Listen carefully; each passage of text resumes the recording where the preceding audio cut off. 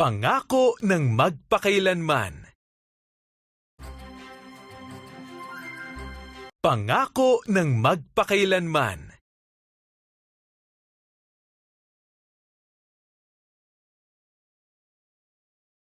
Si Juan ay alagad ni Jesus.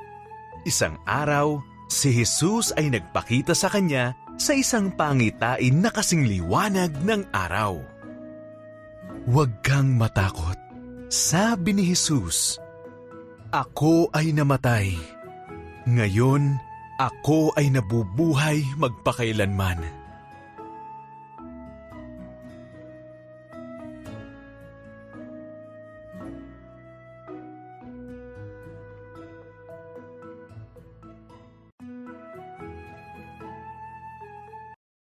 At nakita ni Juan ang bagong langit at bagong lupa, ang ipinangako ng Diyos na bagong mundo.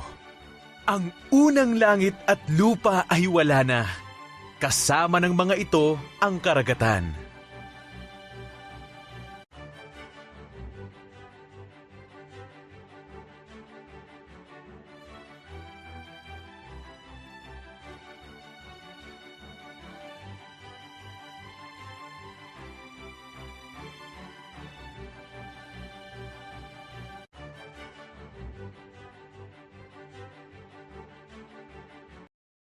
Sumunod, nakita ni Juan ang banal na lungsod ng Diyos, ang bagong Jerusalem.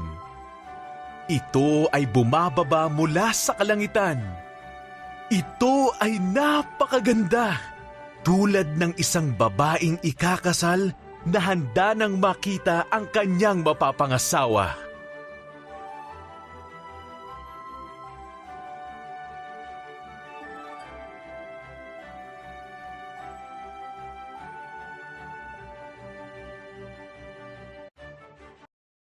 At si Juan ay nakarinig ng isang malakas na tinig mula sa trono ng Diyos na nagsasabing, "Mula ngayon, ang tahanan ng Diyos ay nasa piling na ng kanyang mga tao, at mamumuhay sila ng magkakasama."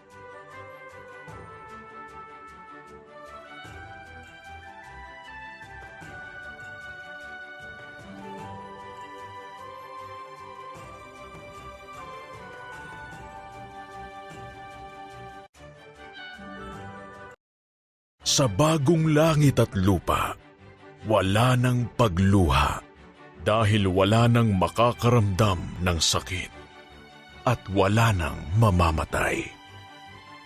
Ang mga bagay na yon ay wala na, magpakailanman.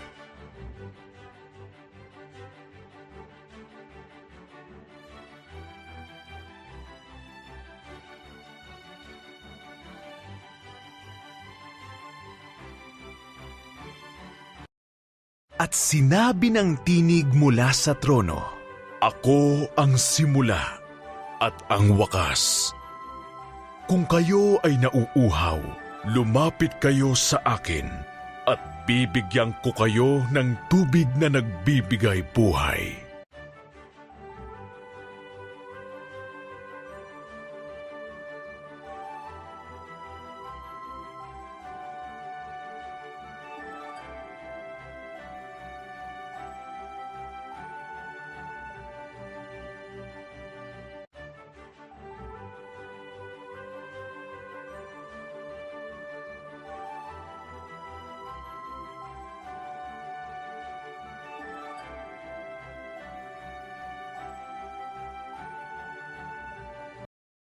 Ang bagong mundo ay para sa aking mga anak, para sa mga naging tapat sa akin.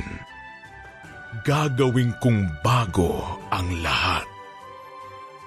Totoo ito, maaari niyo itong panghawakan.